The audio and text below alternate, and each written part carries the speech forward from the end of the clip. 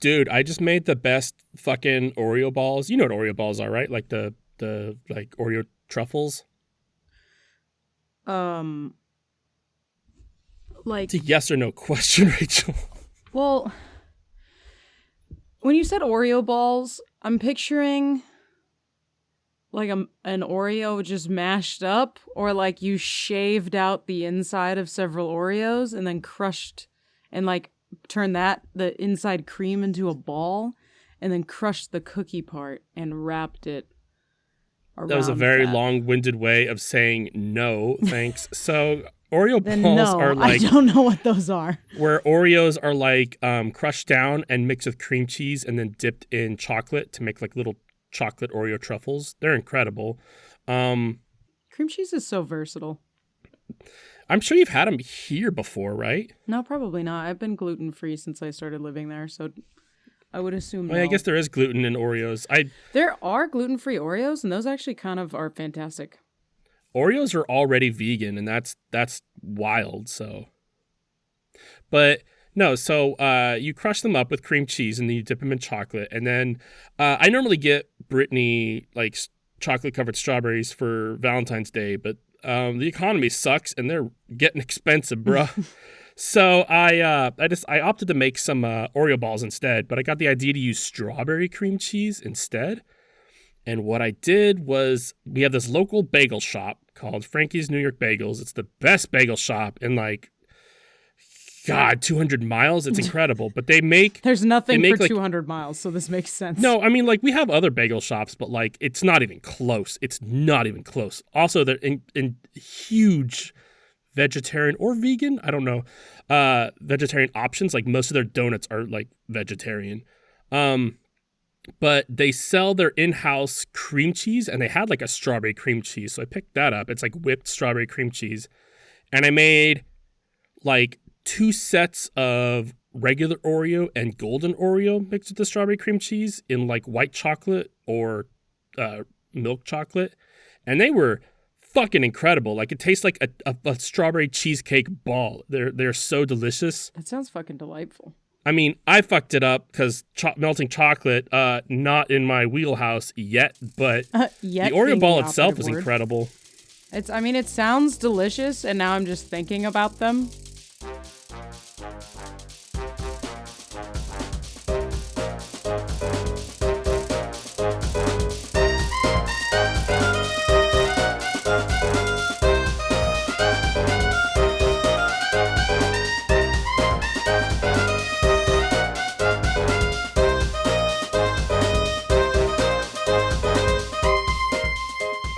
Yeah, my labiaplasty was immaculate. I'll have to send you his contact later. Yeah, if you could, that'd be great. Welcome to We Have That Podcast at Home, the only podcast working as a waitress in a cocktail bar. I'm on-brand Gamage. And I'm on-brand Rachel. Each week, we play Russian roulette with our success, and we spin a wheel to find out the genre of the next week's podcast. Last week, our spin landed on pop culture, so we decided to do a movie. And we did Small Soldiers, and this movie's from the 90s, so Rachel actually liked it this week. One of us watched the movie earlier today. Yeah, I actually totally forgot that we were doing a movie. I shit you not, earlier this week, somebody asked me what the podcast topic was for this week, and I was like, oh, it's something, but it's not a movie, so I don't need to worry about watching anything ahead of time. And then I texted you, I think last night, and was like... You texted me what? Last night. Yeah, I was like, You're what are we doing? Hey, what's the topic? And what I sent to you was the screenshot of our conversation saying, this is what we're doing. Yeah. And I went, oh, and fuck, you were I need to watch a movie good. tomorrow. Luckily, it's my day off, so it was fine. Yeah, so we did watch a movie, and you liked it? Yes. Well, okay, here's the thing. I think the deal is, clearly we know what decade you and I grew up in, respectively, because I don't seem to have a problem with the 90s movies, but I have a problem with the 80s movies. I watched Small Soldiers as a kid, so I was like, oh, fuck yeah. You say that, but I was 2 by the time the 90s started, so I grew up in the 90s. Yeah, but you grew up with 80s pop culture because that's what had happened so far.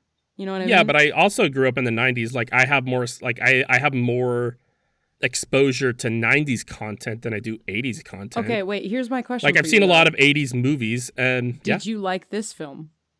Of course. This was one of my favorite movies of all time. You have no idea. I've seen this movie more than both of the other movies that we just reviewed put together times 2. I mean, I saw this same, but maybe times 3. There was a solid month where like me and my friends would go watch this movie every day, and then we would get a rodeo burger immediately after. Do you know the rodeo burger? No. The rodeo burger was the promotional burger made at Burger King for this movie. And we had a Burger King right outside of that theater too. Oh shit! So you were set we did it all the time. Up. By the way, this is back when rodeo burgers were like it's a flame broiled burger with barbecue sauce, bacon, and onion rings. It's incredible. This was 99 cents when this movie came out. Damn, what a world! What an era of time to be alive in. I passed a Burger King today that had more than 3 cars in the parking lot, and I was stunned. Wild, you're lying. No, I almost took a picture because I was like, when the fuck was the last time I saw this? Right. Yeah, so I watched this movie a bunch of times. I did like this movie. I did go into this with kind of like an objective, like try to like be harsh on it. And I feel like I was pretty harsh on it. I tried my best. I definitely tried to rib certain things. And there were some things that were easier than others. Yeah, there's definitely some things where like I knew going into this movie like, all right, there's already this part that I'm going to be like, I don't know why, I don't know what world, this is okay. I will say there was a point in time where I had to talk myself out of Kirsten Dunst jokes, and I was like, no, that's too lowbrow for our medium. We're above Kirsten Dunst jokes. Now, we had all the toys. Actually, I didn't have any of the Commando Elite toys. I only got the Gorgonauts. Dude, I was going to say, I fucking wish I had the toys. I was a big fan of... I forgot his name. This is how long it's been, even though I just watched the movie. Mm-hmm. Frankie. His original version, I was like a big fan of the original version of him. Okay. The guy that gets turned into a radio? Yes. What is his original Spoiler alert for this like? 20-year-old movie. Small yeah, I Soldiers. know. Careful. So, Small Soldiers, directed by Joe Dante, 1998, released to mixed reviews and grossed about $72 million against a budget of $40 million. So, that's broke even and got more so. I'm actually surprised that this movie wasn't more popular.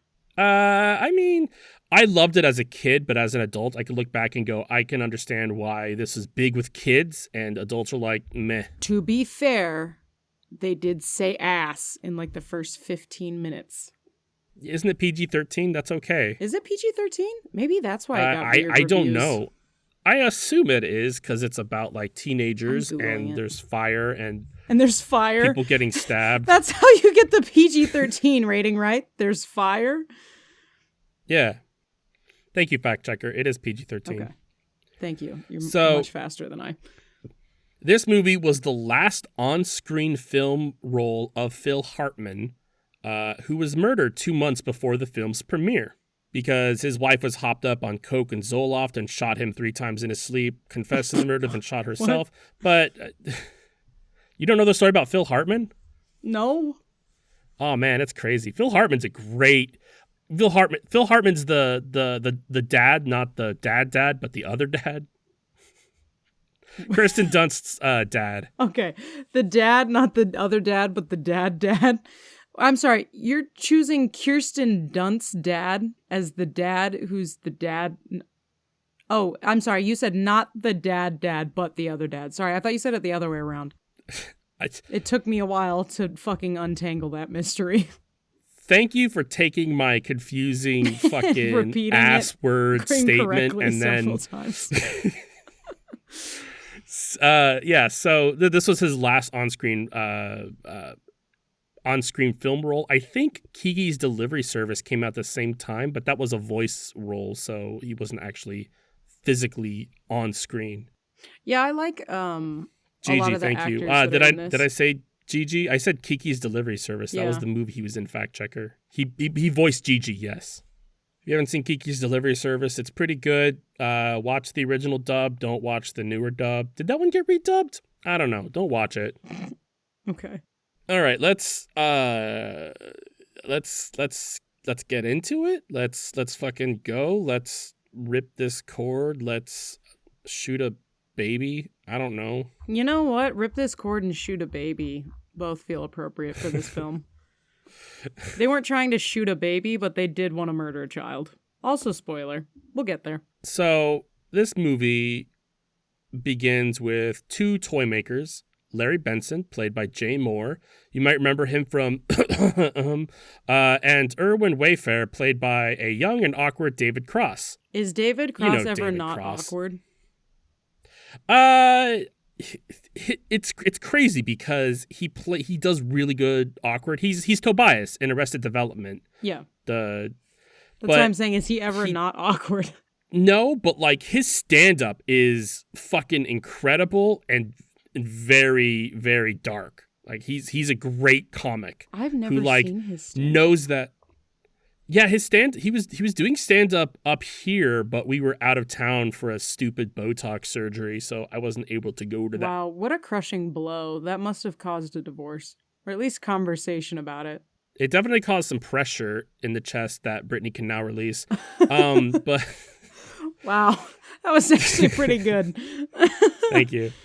So Larry Benson and Erwin Wayfair, who recently been acquired by the monolithic military corporation Globotech, which is a corporation that makes weapons, but recently started expanding their reach and like bought a toy company because why not? I really enjoy the amount of like companies doing the like owning something wildly out of pocket compared to what they are known for is always really fucking weird.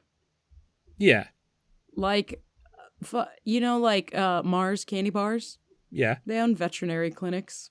Really? Yeah. Like clinics? Yeah, like veterinary clinics. You can go to a vet that's owned by Mars Corp. Chrysler used to build rockets. Target runs that's CSI, which I'd like to think is why their fucking loss prevention program is so goddamn ridiculous. Bose headphones researched cold fusion. Like what? Also, thank you, fact checker. Kirsten Dunst also voiced in Kiki as Kiki, so they're both in Small Soldiers as father-daughter, and then also in a Studio Ghibli anime as a cat witch. Which is very, very similar to the father-daughter relationship. Absolutely.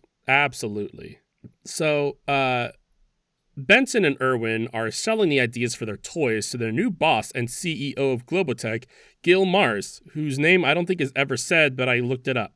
Yeah, I don't think a single time. Yeah, played by Dennis Leary, who was fucking big in the 90s, early noughts, but yeah, I don't think I've seen him in a while now. I enjoy Dennis Leary. Yeah, very funny, angry guy. Like, the 90s, early noughts was a time for comedians to be very angry and, like, pop a blood vessel in their forehead on stage. Every stand-up is doing it. George Carlin, Lewis Black, Dennis Leary. Dennis Leary. I was sidetracked by what Brittany was posting. Dane Cook in some instances, but there was just a lot of them. Fact checker says always in government, and I think that might be true. You know the meme where I'm pretty sure he's like a WWE announcer is like making faces that get progressively more outlandish, and so it's like that masterpiece has a name. Yeah, what is it? Vince McMahon. Vince McMahon. I don't know why in my head just now I was like Dennis Leary is Vince McMahon. Dennis Leary's not Vince McMahon. I know. In my head, I was like, is he the guy from the meme? I did just look up Vince McMahon, and they could play each other. They could be brothers in a film. I do like that as we get introduced to fucking Benson and Erwin puts on a clip-on tie, and then Benson, who's supposed to be like the more suave of the two of them, is like, it does come with some real world perks. And then the perk is a blonde woman in a horribly fitting suit walking up the hallway who has like the attractiveness of a graham cracker. I mean, I thought she was kind of it's 90s attractiveness. She is not, as a human being, an unattractive human. She is just wearing the world's most unflattering box jacket skirt. I think this is when society was going through its hot librarian fetish phase. That is very possible. But I just thought it was funny that he was like, real world benefits, and it's just a lady going to work. Yep. Like nowadays, if he said that, it would be like, okay, we brought some insane fucking model in that's wearing basically nothing walking in. Nah, it just made me laugh because it was not the reveal I was expecting. And then she introduces her name as Miss Kegel, and I couldn't get over that. What was it, Miss Kegel? It's Miss Kegel. And I just thought it was funny that it was immediately followed by him objectifying her because I was like, this was on purpose. There's no way it wasn't. So the first concept for the toys is a tribe of peaceful monsters called Gorgonites. It was immediately brushed aside. The other concept being some G.I. Joe knockoffs called the Commando Elite. Gil Mars is enchanted by the over-the-top commercial that shows the Commando Elite moving and talking and bursting out of their own packaging, you know, like dumb fucking trailers do. And he greenlights them based on this, being like, I want the toys that yell and break open out of their packages. Use whatever resources, I don't care. And then it also says, oh, make the Gorgonites the bad guys because they're ugly monsters and blah, blah, blah, blah, blah. Yeah, you could just keep going. You wrote down here, ugly monsters and allegories for indigenous people. It's fucking true. I mean, yeah, the Gorgonites are like a peaceful tribe that are just kind of like minding their own business. That just want to fucking learn about nature and shit. And then you have the fucking asshole Commando Elite. That's just a bunch of white dudes trying to murder them. So Benson begins working on the toys and orders military-grade processing chips to be used for these toys, which is fucking insane. It's like wild for a fucking child's toy. And also the way that this movie does fucking microchips is so funny to me. Yeah, it's definitely like suspense of disbelief is the paramount to the success of this. The core of this movie is like, you gotta think like, sure, all of this stuff can happen. What I don't spark of magic fucking understand is how the fuck do these two toy makers they walk out of that meeting and the guy's like, I want 1,000 of them. And then they get unlimited top secret access to this military grade company's fucking search engine and purchase list. Yeah. Which is why not? Fucking wild. Well, Gil Mars is he's very irresponsible. He's like, yeah, whatever. Do whatever it takes to make me more money. I want more money, make money. An insane quantity of fuck you money. Like, he has so much that he does not give a single fuck. And it is apparent throughout the film. So fast forward, we get Alan, the protagonist. He's working at his dad's toy shop and manages to convince the toy delivery man to lend him a set of these new toys against his father's wishes to keep the toy store old-fashioned and boring as fuck. I actually really love that the way that they instill that this toy store is boring as fuck is there's a grandma looking in the window going, oh my God, look at the thing. And her grandkid with her goes, come on, grandma, let's get away from this place. It's really good. Also, I wrote a note here, will there be relevance to the Oktoberfest banner? And there was not. It never came up again. Yeah, no, it wasn't. At all. It was just, I guess, scene building, but they could have just not had it. I don't know. Oh, yeah.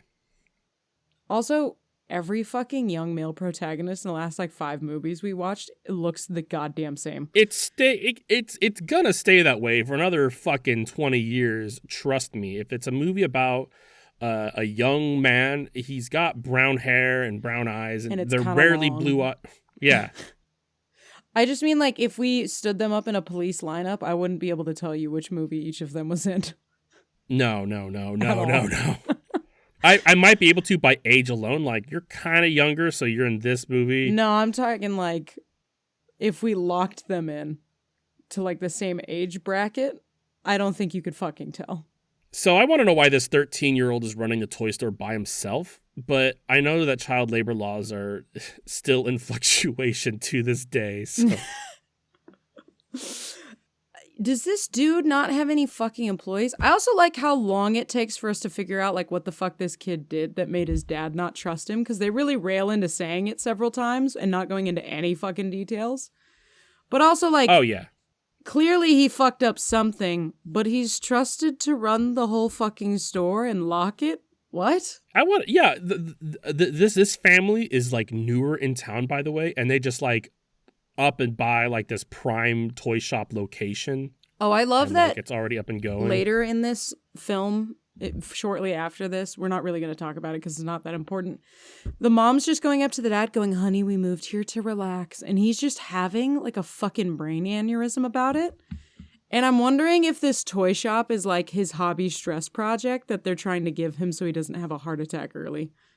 Well, the thing is, I've noticed is that the store, I kind of don't know why the toy makers or the toy delivery guys there, because this store is actually like all in-house woodworking toys. Like the guy's a woodworker. That's his whole thing. He has woodworking tools in the back, and he makes these you're right, fucking wooden shit and puts it out on the shelf.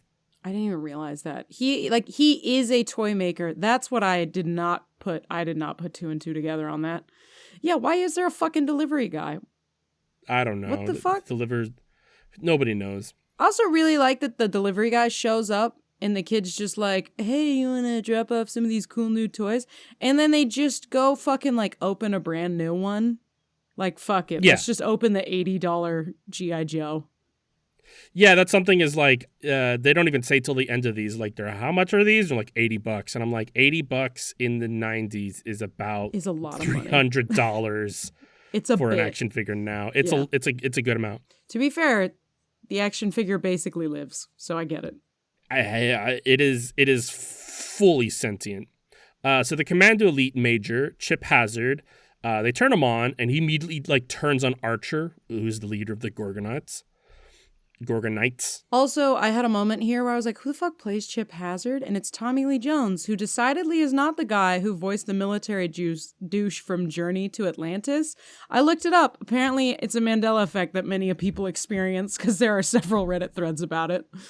That's crazy. I didn't think it was him? No, I didn't. I never had that Mandela effect. I had other Mandela effects.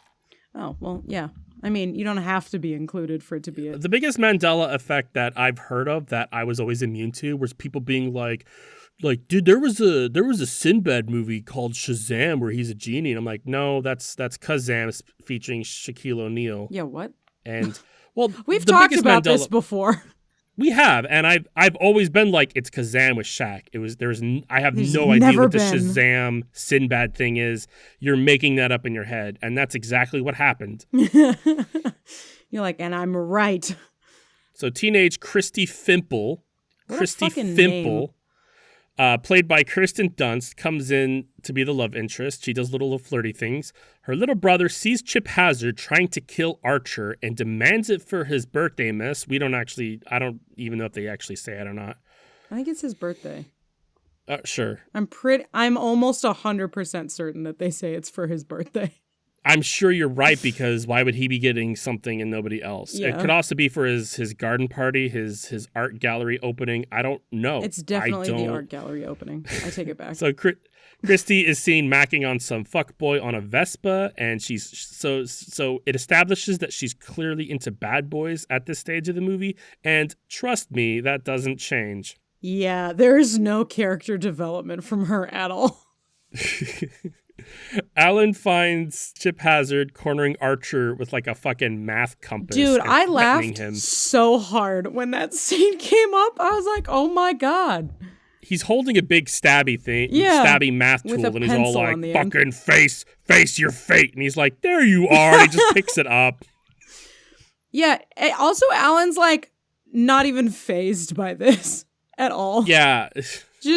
Just like, oh, how did these get here with these stabby things and one of them's cowering in fear? Huh. So he puts Chip back into his box, but then notices his father's airplane ticket was left at the shop.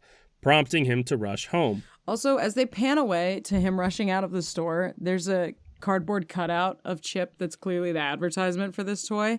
And the cardboard cutout is him holding the gun cocked sideways in a completely wildly unmilitaristic fashion. And I just found that really funny. Well, I like that because like that is how marketing in the 90s would have done it. They were where like, it's very like, look at how cool. hip he is. Yeah. Look at, yeah. Chip's cool. He holds the gun sideways. It's good for the aiming. So we meet Phil Hartman's character. Phil is his character's name. Phil Fimple. Phil Fimple. The father of Christy Fimple. Fimple. He wants Super Dish TV and attempts to saw the tree in Alan's parents' yard, prompting strife with his dad, Stuart. The dad, not the other dad. The dad, not the other dad. But the other dad is present. So the dad and other dad are beefing. Here. Their dad beefing. Deefing? Yeah. Deefing. The creator wanted Arnold Schwarzenegger to voice Chip Hazard. That would have been such a fucking experience. Yeah. It would have really taken away from his speech later, though. So we get a clear contrast between the families. One is kind of old-fashioned with the dinky like wooden toy shop that refuses to have guns and stuff, and the other family being like higher end and all techie. They got to have the newest sound system and theater experience. We should watch Smart House. That should be our next film. Wasn't that movie wasn't that like a direct to TV Disney movie? I'm pretty sure you are correct. I just remember the house tries to kill them. That was a common, that wasn't, there was a couple movies that had that. There's like one for kids that came out in like the 90s on Disney, but there's like an old movie that was like more scarier for adults, I guess. More scarier. More scarier for adults. Alan realizes that the Archer figure has stowed away in Alan's backpack, probably to escape Chip's psychotic warpath because Jesus. Yeah, Chip's fucking bonkers. Yeah.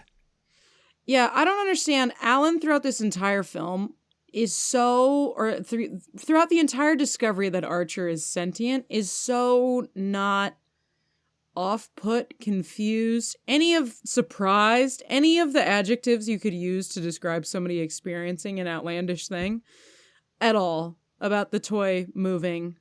And then at one point, it makes a show of them blinking, and you can hear it just go click, like a camera shutter. I do have two theories as to why Alan is so blasé about this. Either A, he's high. Actually, yes. A, he's medicated because of the trouble he's been gotten into. So he's like medicated. That is the most logical explanation, and has come to like be like, okay, the toys are moving and the walls are speaking to me. I better ignore both. Or the second. Or the second being that like he's so traumatized by being in trouble that he's like, nope, don't care. Nope, I don't care what's happening. It's not my business. Yeah, the toy's talking. Okay, I'm a good boy. I think it's all of the above, where he's drugged and going, you know what? It's not my fucking problem. That's the only thing that makes the most sense.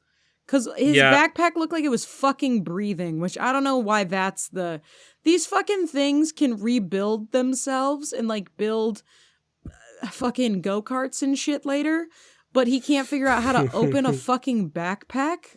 I don't understand. Well, I think he's just hiding. I guess but he's learning. that night, Chip Hazard bursts out of his toy packaging, just like the commercial, and then activates the other Commando Elite and then orders them to destroy all the Gorgonite toys. Their eyes continue to click when they blink. Just saying. Archer goes to the computer and then Googles everything. Yeah, how does he even fucking know how to Google? Or what I'm guessing Google? Because they explain that like this processor is more than just a processor. It's full artificial intelligence. Not how processors it's actual work. Intelligence. Yeah, maybe there's something in the programming, like suspense of disbelief, because it's fucking all over the place. Look, the connection that I made is the kid goes, I need to do my homework. So I would like to think that he started writing a paper on something and Googled something, and that's how this toy was like, all right, I'm seeing you use this, and now I'm just gonna fucking Google all the shit in your paper. Your guess is as good as mine. But Alan wakes up to the click-clacking and then realizes that Archer is fully sentient. Also, side note, they've been making a big fucking deal about their eyeballs clicking when they blink, and then it You've never been happens. making a big Hold deal on. of it. No. They make the sound very obvious, and then it never They happens also again whir from and this click point. when they every movement, every like turn of their head, just. But I'm letting you know, the blink clicking never happens again after this. He blinks at the cat, there's no clicking. They blink later, there's no clicking. They just really made it a thing. Thematically, they probably didn't need to do it because at this point, it's still kind of early on where it was like, kind of showing off the animatronics. This movie, by the way, it does a decent blend of like CG and animatronics that doesn't look terrible. And my theory is that it's because the models in the CG are supposed to look plastic and like kind of cartoony, not realistic. So it actually makes the CG look well in this medium. Yeah, it definitely plays to their advantage. And there's, I think, only one scene that I was watching where it was kind of obvious that it was CGI. And then the rest of it was pretty fucking good. Yeah, at worst, it looks like a PlayStation 2 cutscene, but again, these are plastic action figures, so it works with that. Yep. Whereas, like, if they tried to make it realistic, then it would look like a shitty plastic fucking action figure. Yes, exactly. No, it did. Yeah, this movie holds up super well because of the way that they chose to do it. Yeah. I do like that a lot of it is animatronics. Yes. Like there's only a couple moments where it's CGI stuff. Any specific movements where they're like doing flips and stuff or jumps or like any kind of like fighting they're doing is CG. But if they are just standing there and then just kind of turning their head or speaking, that's all animatronics because it's simple animatronics. Yeah, it's pretty cut and dry. Yeah. Yeah, so like after this scene where Alan realizes that Archer's sentient and Alan is a super drugged problem child, so he's like, that's not that weird. We're just gonna ask him his name and call it a day. We get to this scene of back at the toy store where Chip is giving like a... Oh my God, I'm having such a problem looking for words today. Yeah, I was going to say like motivational speech, I guess is a synonym of what I'm looking for here.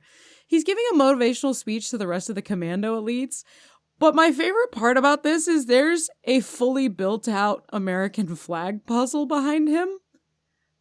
It's a toy shop, so it was probably already done. I would like to believe, because it fits with his character's personality, that he was like, somebody build me a flag because we need this for my speech. If it fits for you and you want to put that in your weird little fanfic, by all means. But I've already started writing. I don't think that's even a little.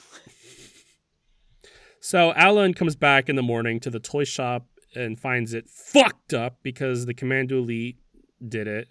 Alan writes a close sign because they didn't already have one. He closed the shop early the day before. I don't understand. Do they write a new close sign every day?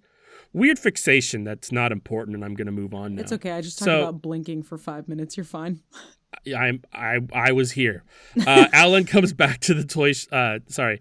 Christy stops by to help Alan clean up the store and to get the toy, but he doesn't have it. So they start talking about Led Zeppelin and how Christy's not like other girls because she talks to him. She didn't really say anything. Yeah. You're not like other girls. It's stupid. And then they talk about how Alan is a bad boy who got kicked out of school for being a hashtag bad boy. Yeah, this girl has weird daddy issues because there's definitely several times in that scene where she's like, "Oh, you got kicked out of school." Yeah, she clearly has a type. Like she wasn't interested, but now she's like, "Well, you're looking kind of hot now." I mean, you did bad things and you listened to Led Zeppelin? Be Still My Heart. Yeah. A one-of-a-kind masterpiece. Modern day Romeo and Juliet happening as we speak. Yeah, so Alan's dad stops by on the way home from the airport. He just left the night before. Yeah, what the fuck is that? Where did he go? They said he went to a conference. I don't remember if there's a place attached to it, but he said he was going to like a conference about how to succeed as a small business owner. I think he's just having an affair. Hence why he just conveniently forgets his plane ticket. He's just going to the local motel where Sandy's waiting for him. That's the only fucking thing that explains his like bullshit fucking conference he's going to. Because how to succeed as a small business owner like is a legitimate type of conference that exists. But just randomly in the middle of a week, you're going to fly across the country to go to this and then come back same night next morning? Like, what? It's already the afternoon. When is the seminar taking place? No. No. Microchips, I could believe. Yeah, microchips doing all this shit, I can believe. Him going to this conference, not a single moment. I'm just saying he's having an affair, and anything else is just unbelievable. I think he's screwing the other guy's wife. Yeah. Alan's dad is a dick who's super strict on Alan, but he did call in a bomb threat. Yeah, that is kind of fucked up. Alan's not a bad boy who skips class. He fucking did a bomb threat. That's crazy. Yeah. What a wild fucking kid. I also really like that Christy's like bad boy boyfriend that rides the motorcycle is named Brad. Isn't it a Vespa? Like it's a no, moped. he actually is riding a motorcycle. They ride a Vespa later. But it's because it's his, because he dropped her off and then... Nope, his is red. The one that they ride later is white. I'll take your word for it, because I don't have enough stock into this argument to actually care to fight for my pride. You should not have any pride in this. One of the Commando Elite, the one with the big nose, he's like a scout or something. He's got weird fucking voice, but he's sitting in a tree watching Alan, and you see him throwing bird eggs onto the ground. What the fuck is that? It was so unnecessary. It's symbolism. The symbolism that these toys don't respect life. Fuck. Well, clearly they try to murder children. Yeah. Yeah. Like several times. They try to murder kids. So this is one of my favorite scenes. Alan calls Globotech support to talk to them about the toys destroying his store. And tech support lady's just like, yeah, that's what they do. And Alan says, just let me speak to a machine, which is a joke that has aged so finely. Yeah, that was such a great fucking scene because she does all the same things that you get from like, it's a whole role reversal. Because she also goes, have a great day, miss. And he goes, I'm not a miss. Yeah, I forgot about that. I also really like that it goes from this scene to fucking Benson and Irwin doing the toy presentation as it's about to roll out to the public. And Miss Kegel is back, only she's wearing like a weird shitty camo outfit with a helmet that's like 6 times too big for her head. And then Irwin finds out that Benson put military grade microchips into the toys. And just the logic of how these microchips work, because he's like, you put munitions chips in toys? Because that fucking makes any sense. So the Commando Elite go to Alan's house, and they're taunting Archer into a trap. Alan wakes up to the commotion and sees them torturing Archer and trying to put him down at garbage disposal. So he saves him and throws one of the Commando Elite into a garbage disposal. My theory at this point was this is why his parents don't trust him, because he grossly abuses kitchen appliances. I mean, the toys too. His parents come down to see what's up and criticize Alan for being a teenager, getting in trouble. I love that his mom goes, Alan, I have to ask you this. Are you on crank? And I have not heard like an adult human refer to a drug as crank in a long time, and it made me laugh. It's very 90s. It's very by the time. Yeah. Because nobody's called it crank since the 90s. Years. 1999, December 31st, they were like, all right, last time. Write it down on a sticky note, crumple it up, and throw it away as symbolism for never using it again. We're all done with Crank today. So Alan finds the Gorgonite toys in the dumpster the next day, one of which was broken and rebuilt with parts from a radio. Okay, when he finds these, he's like, well, maybe Joe won't break my kneecaps. Is Joe the fucking delivery driver? Yeah. Okay, I didn't ever catch his name, so I was like, I had to go back and listen to it again, because I was like, who the fuck is breaking this kid's kneecaps? No, you see, he's not actually breaking his legs. It's a hyperbole. He's not literally doing it. He's saying he's going to catch flack. No, I understand. Nobody's Thank knees you are getting so much for elaborating. I could not have possibly picked up on that subtlety of language. Anyway, the next scene is Irwin and Benson going to talk more about the microchips, which has to be discussed in a sealed, sanitized lab, which I don't really understand. But it's because that's actually how a lot of electronics are created and tested. Like if you actually see how facilities that put together like hard disk drives go, they are in a completely like sealed sanitary room because any type of like dust particles will fuck shit up. I guess that would make sense. I just never thought about it. I was like, this feels ridiculous. I was waiting for there to be like chemical beakers and vials. I do think it's a little over the top, but it's not uncommon for like robotics. I guess that's fair. For high end like military robotics. But I mean, like most people, anybody could build a fucking motherboard in the garage like dirty, no problem. But this is like kind of higher end specific. Hazmat suit? Yeah, because you don't want any like spit particles or anything. It seems too far. Static, yeah. Anyway, the important part of this is that they learn that the microchip enhances the primary programming, and they can learn. So whatever they were programmed to do, they will just do a lot of that and learn how to do it real good. Yeah, but the chip for the Commando Elite, it's destroy Gorgonites. For Gorgonites, it's run away and lose. And that's... I'm pretty fucking sure for the Commando Elite, they were just programmed to like fuck everybody's shit up. Because clearly it is not limited to the Gorgonites. Well, it's fight the Gorgonites, and then they like kind of like add on to the code like, well, Gorgonites are allied with those, therefore they are part of the enemy. Destroy the enemy, and that just kind of keeps going and going and adding to the code. The problem is that it's an AI that learns. It gets real out of hand real fucking fast. So Alan is talking to Christy on the phone and is like, we should hang out. And she flatly says, I only date older guys, which is the modern equivalent to I have a boyfriend. He also immediately follows that up with like, I could be your side bitch. Because she was like, officially, I only date I'm dating Brad. And he goes, what about unofficially? Ooh. Also in the background of this scene, the fucking Gorgonites are watching TV. And at first they're watching wrestling, and then one of them changes the channel, and it's a fucking eyeball creature from some fucking movie. And the single eyeball long neck creature thing suction cups himself to the fucking screen and stares directly into the other eyeball and then starts whistling at it in the like, woo woo. That's like this. It doesn't actually hilarious. Make noises. It's like the sound of its like gears whirring no, or whatever. No. It's weird noises. Gamage.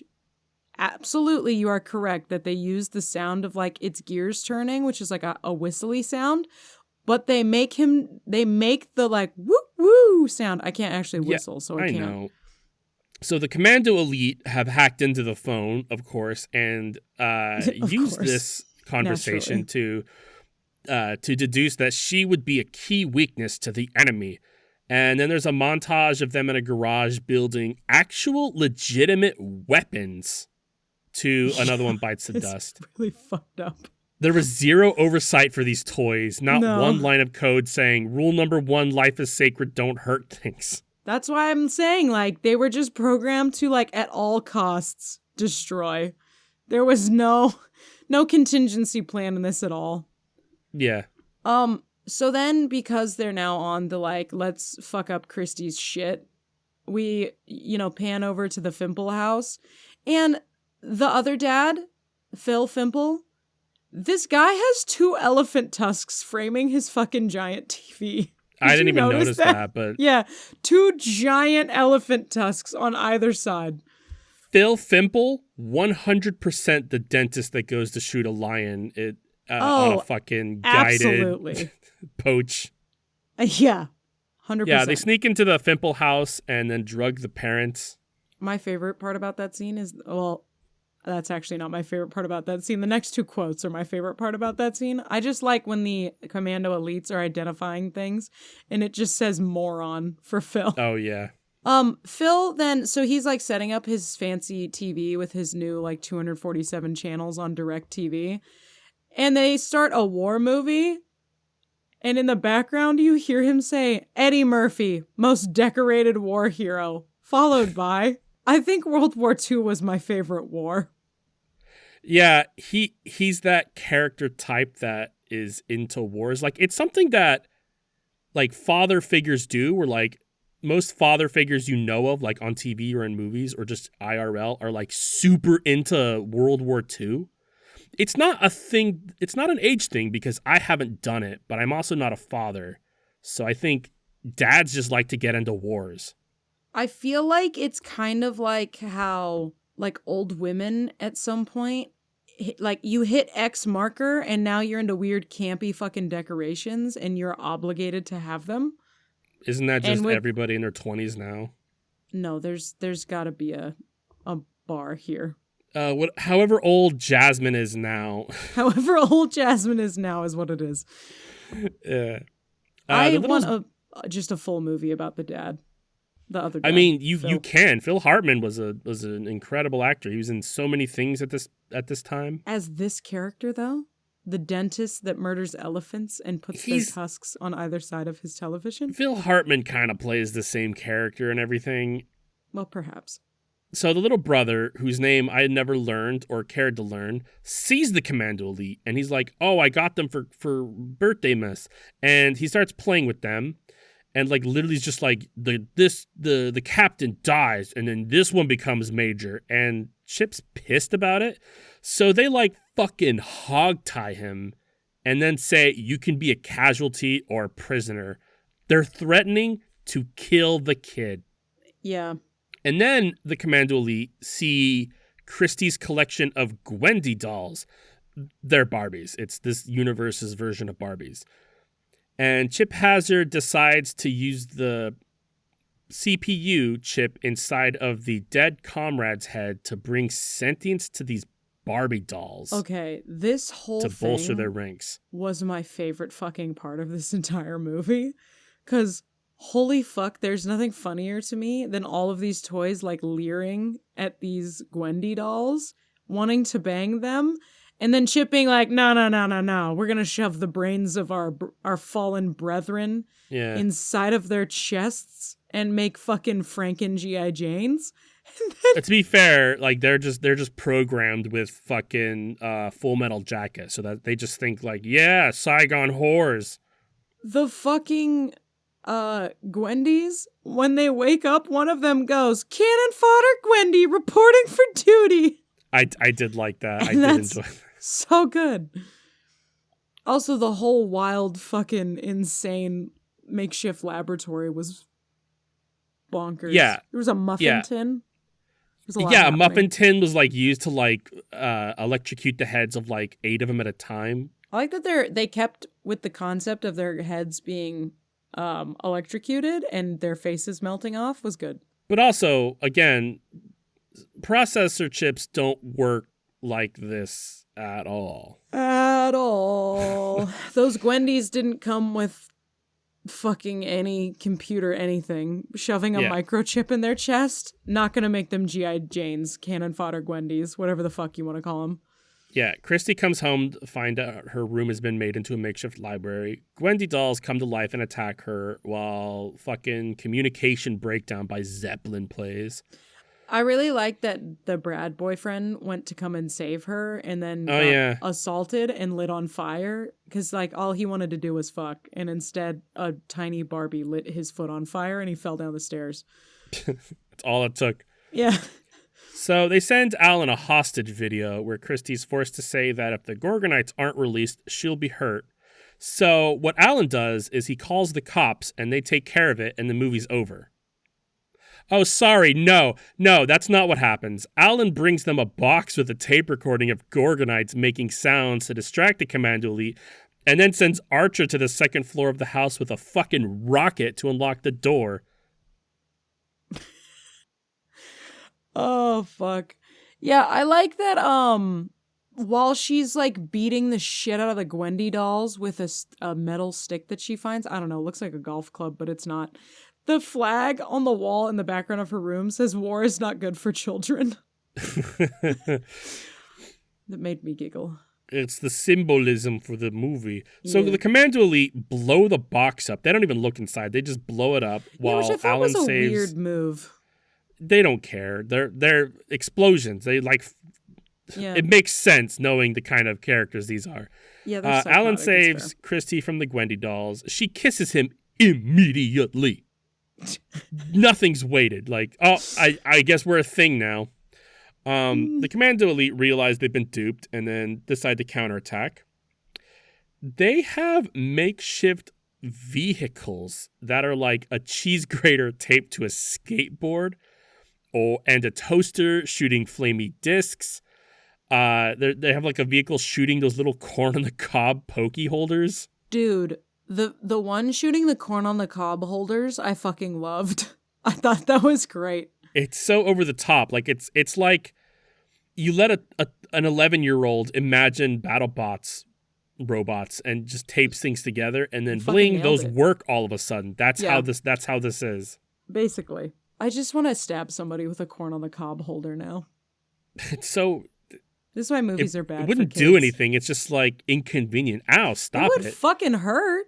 It's Sure. a long enough little thing that it would not be comfortable if it was launched into the meat of your muscle. So they get on a Vespa and then a chase ensues. My favorite part about this chase scene is that so Chip's chasing them down and he shoots like what appears to be like a small rocket thing. Again, they were built in somebody's garage out of his vehicle, and it causes a fucking tree to explode and fall over, and then he shoots another one and it causes a light pole to explode and fall over. Yup. What? Yeah, so the chase is happening, and this leads to their janky war machine spontaneously exploding. Yeah, what the fuck happened with Like, that? they go over, like, a ramp and then just blow up because they're fucking... It's a toaster on a skateboard.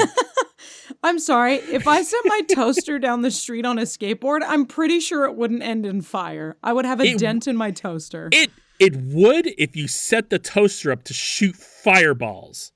Something's happening in there, too. Maybe. So they blow up.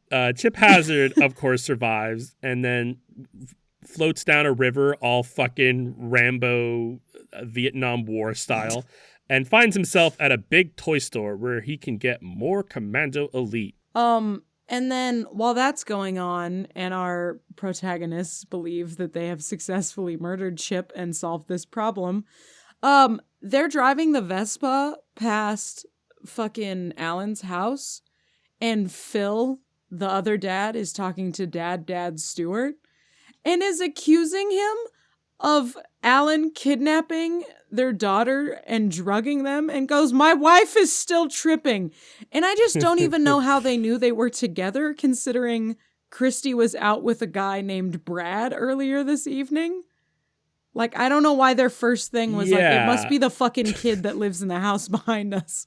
Clearly. That I've never seen my daughter with. He's called it a bomb threat once, and we're already feuding with them over property line shit. And these trees exploded, so obviously it's that bomb threat kid. Yeah, so then Wayfair and Benson, the toy makers, interrupt, and they show up at the house because of the toy recall. They're there to fucking personally take the toys from them. Benson's like, "Oh, what happened? Tell us everything happened. By the way, we might use this in court against you." And then Stewart fucking knocks him out immediately. Dude, great scene. Yeah. Beautiful. I really like that Irwin then realizes he's God as he comes to the realization that the Gorgonites are sentient. Yeah. And so Chip gets all of the Commando Elite. There's like way more now. Fuckload. Yeah, I'm guessing that they just destroyed all the Gorgonite toys that were there with the Commando Elite. That's the only thing I could think of, is because when toys come, it's like it comes with like 2 sets. So one clearly fucking destroyed the other. That would be so fucking confusing to walk into that store in the morning. Because could you imagine like a whole aisle where one side is these commando elites and then the other side's the Gorgonites? And you just get in the next day after setting it all up and the Gorgonites are ripped apart and just the commando elites are fucking gone. I'd be like, oh my God, I'm gonna get fired. So the increased commando elite army surround their house and cut the power immediately. So I also like that once Benson and Irwin show up to the house, that's when all the adults are like, okay, I believe you, the toys are sentient and fucking can learn and shit. So the other dad, Phil, the guy that, you know, executes elephants in his free time, he goes outside the house and starts trying to, quote, this is what he says, here to organize the surrender of the Gorgonzolas. And I really liked that line. The fucking commando elites are batshit insane, though. They are. They start blasting Spice Girls because psychological warfare, and that works. Yeah, can we also talk about how, okay, they start blasting Spice Girls. Alan's like, why? The mom says, looks haunted, and says psychological warfare. And then Christy just pops in with, the Marines did this against Noriega, and just floats away. And then we get introduced to a random old couple who's like, goddamn Fimples, and we never see them again. That's common, though. That's like, there's always like, in these movies, there's always like the old couple in bed, like, those young people, we're the normal neighbors. Normally they're referenced more than once? Yeah, once or twice. I give you twice. But depends on the movie, though. Some movies are like, they're a full-on character, but for this, they're definitely just the trope dropping line. Yeah. It's because this is already about two neighbors warring, so they don't need a third. Yeah, they don't need a sort third of political couple. party in this. I like that the mom suddenly becomes a badass too. Yeah. They're shooting tennis balls on fire into the house, and then Alan's mother grabs her tennis racket and starts launching them back. She's a tennis player. We've never heard about that before, but that's what she does. That's fine. Much like the old couple that we were never introduced to. We don't know shit about her hobbies. So they decided that an EMP is the only way to stop the commando elite. But I also bet that a couple cops and guns would do just as well. Whatever. Somebody even says call the police and it goes ignored. Also, the concept of people's understandings of EMPs in this is wild. The fact that they're like exclusively believe that a nuclear warhead must go off for the EMP to work. Yeah. And then the fucking techie dad's like, no, everything can do that. And they're like, okay. Well, it can, but not that easy. Like, No, obviously. But I was just like, you don't need a nuclear warhead for an EMP. You guys are going to be fine. Yeah. The plan is that Alan has to climb a telephone pole and fuck with a live transformer with a wrench instead of just calling the cops. Can we talk about how the plan is that this child needs to go fuck with a live transformer? And then the dad's like, Alan, you can't do that. And he goes, Dad, there's no time. You have to trust me. ... I've been taking electrician classes at night because that's the only fucking way I would let a child do this. Yeah. Because he wears rubber kitchen gloves. That's the only thing between him and getting electrocuted. That's it. What? It's rubber. It's insulated. It's electric proof. Yes. Because he's been taking electrician classes at night, so he knows this. So the Gorgonites decide to finally fight back. I really liked the quote, last time we fought, I woke up with AM, FM. That was funny. Yeah. By the way, I forgot to touch on this. One of the Gorgonites has a legitimate superpower. Insaniac, the annoying one who's very popular in this era, think like The Mask, has super speed Tasmanian devil shit. I just don't understand how you just realized this because he uses it earlier. Well, I kind of like glossed over it earlier, but then I'm like, oh, it's probably just like a character thing. But then like here he's like using the power out and about at other toys. Like I think before it just didn't register. I'm like, yeah, there's that. Yeah, he was just fucking with laundry the first time, so that's fair that it wouldn't Freakazoid. Thank sink you, in. fact checker. So Christy finally calls the cops, and the cops are like, "Fuck that! Don't believe you. We're too busy doing real cop things. We're not even going to drive by," which is something they would do.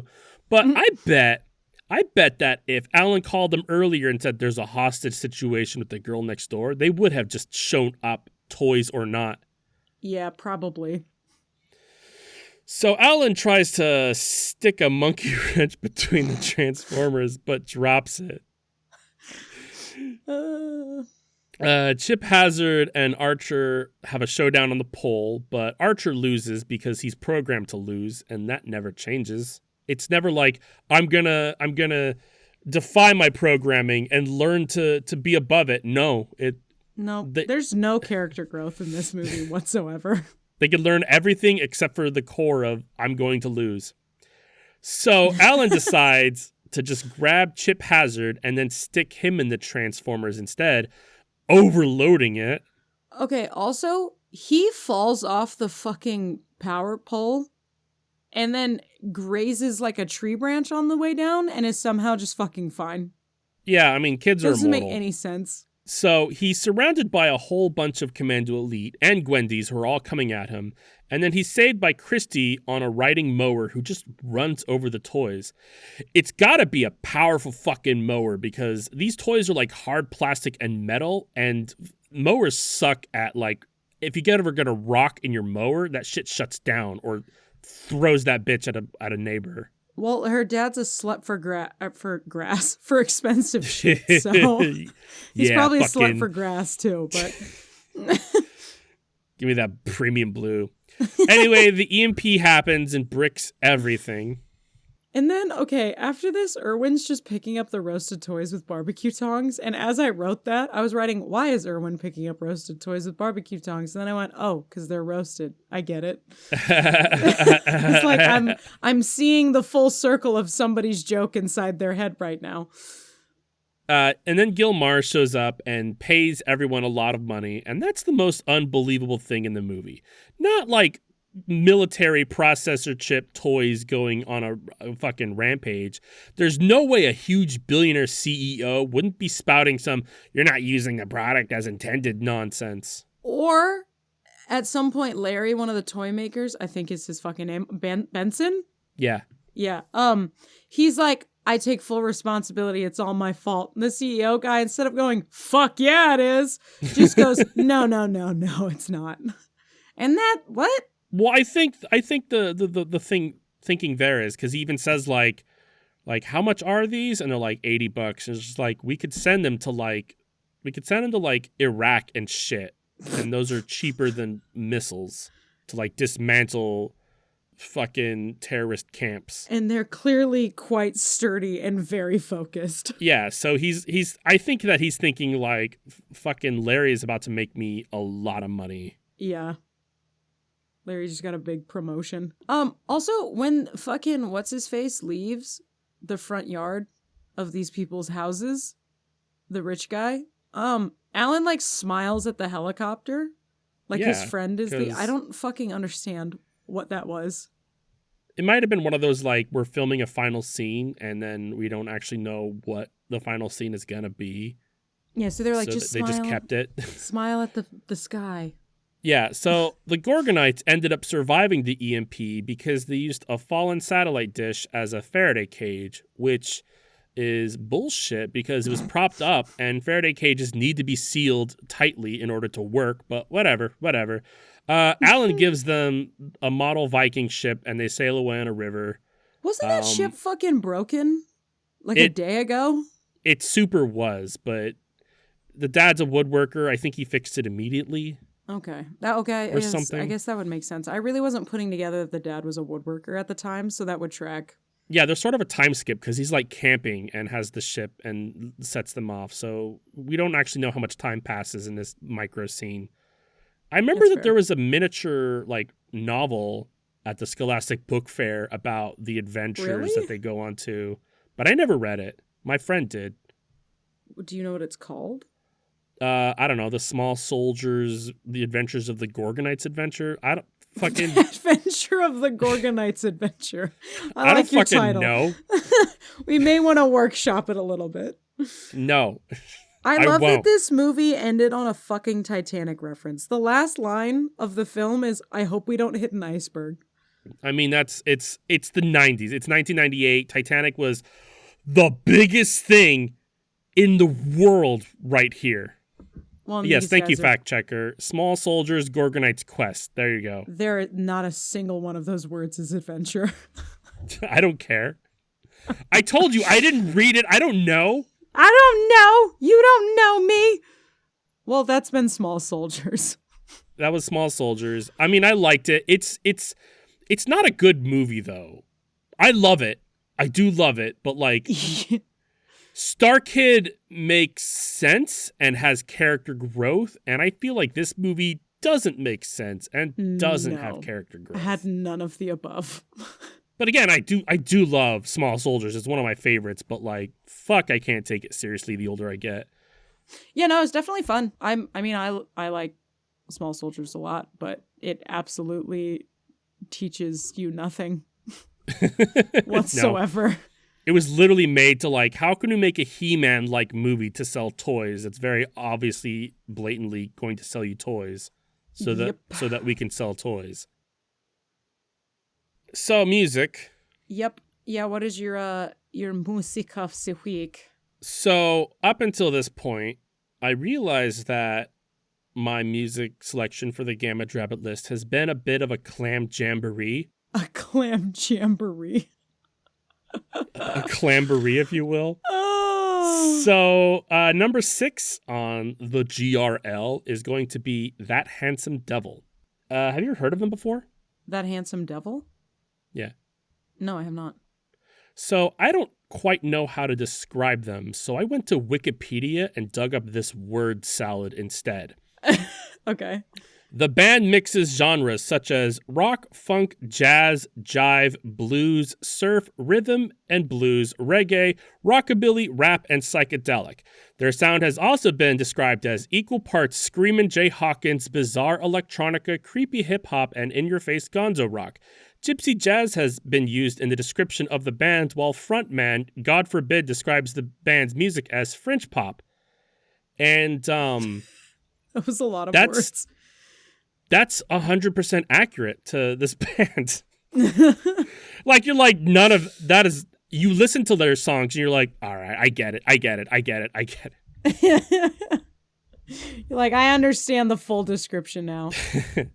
Unlike the last few, which only had like 8 songs that you could listen to inside of an hour, they don't.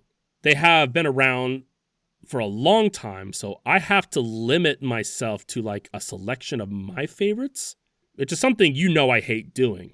Yes, you do. Yeah, I like to say, this artist, go on your own journey, friend. Discover yourself. But this one, I have to be like, limit your journey a little bit. Maybe hit the tourist traps. Hit the tourist traps. Okay.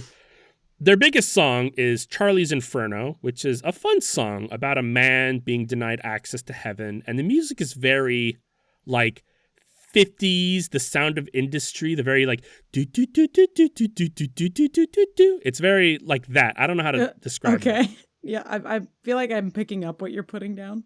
Shut Up, You're Stupid is a good song too. It has I did that on purpose. It has a very surfer-style melody and fun vocals. My interpretation is this: it's about a man who's overthinking things.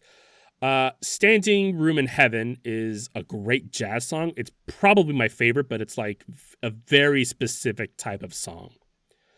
We also got Yada Yada, Buddha Was a Rich Boy, Guys Are Gross, Everyone's Trying to Kill Me. And those are the songs I'm picking. Listen to them. If you like any of them, go deeper. It's a great journey. It's a crazy, interesting band. Fuck yeah. You're going to need to type some of that because I did not take notes of all the things that you just said. Good, because you've been typing every week. I know you have. That's why I stopped. I hear it. Well, I mean, I'm not talking. It doesn't fucking matter if I'm typing. you have the same condition I do, where like if I'm typing, I'm not listening to you. Sorry, what? And you I do was that typing. too. What? What? Sorry, I was typing. Yeah. Okay, I'm pulling a gamage this week. I'm recommending an artiste, and I will give you like a couple jumping off songs, but I think you should just listen to a lot of her shit. And I'm gonna continue the clam jam era here, with King Isis, who's I'm gonna also pull a gamage in the I pulled some shit off the internet, who's a queer black genre bending Afrofuturistic or Afrofuture artist that sits in the like alt rock, bluesy jazz, sort of indie pop section of genres. And does a lot of like fusion of those things. But the songs that I'm going to recommend to you are Taste of You, Dissonance, and Monkey, spelled Monki. Can you tell me that band again? Because I was typing and obviously didn't hear. King Isis. Oh, okay. Yeah. But she's really good. And I feel like those three songs have like similarities in them, obviously, because it's the same artist, but they have a little bit different of a vibe within each of them.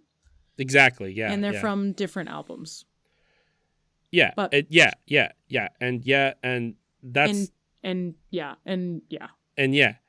But like that's what I'm saying is like with my Gamage Rabbit list is that every artist is very unique and all of their songs are like completely indescribable from each other.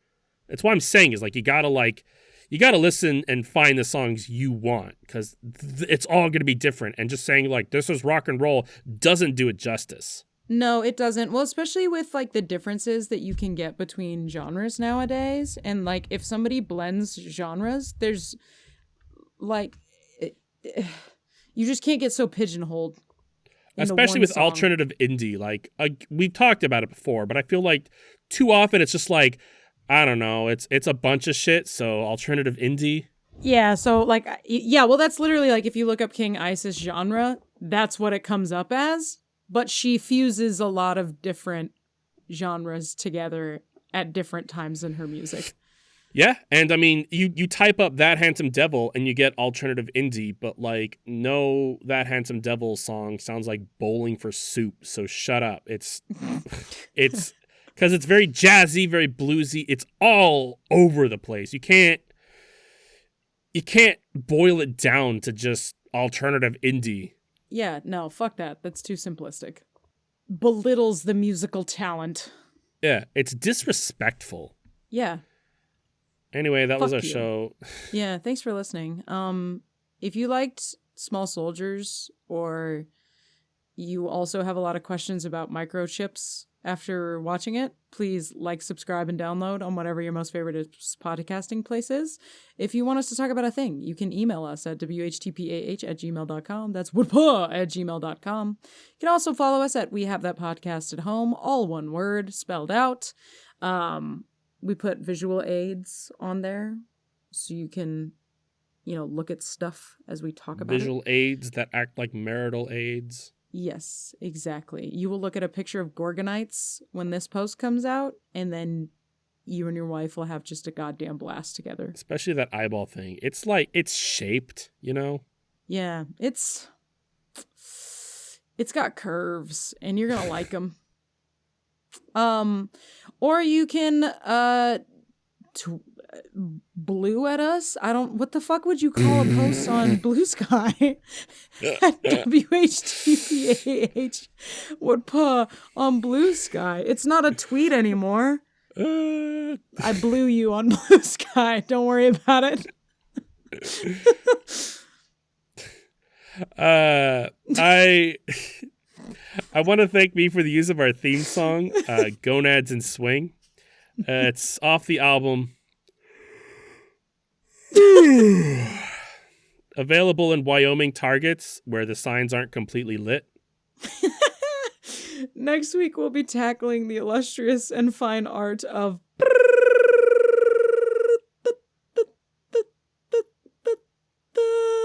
It's comedy, bitches. I've been Off-Brand Rachel. I have been Off-Brand Gamage. Thank you for listening to We Have That Podcast, That podcast at home. I'm going to try to do it every week. Anyway, listener. I'm just going to start saying, well, we have that podcast at home, and I'll just cut your shit. How do you like that? Fuck you. Bitch. I can't even stop you, so... I hope you swallow an apple practicing your weird kink stuff and die from choking on it. Look, unlucky for I don't know fucking where I'm going you, with that. my I'm leaving. kink Bye. is choking on apples. Fuck you.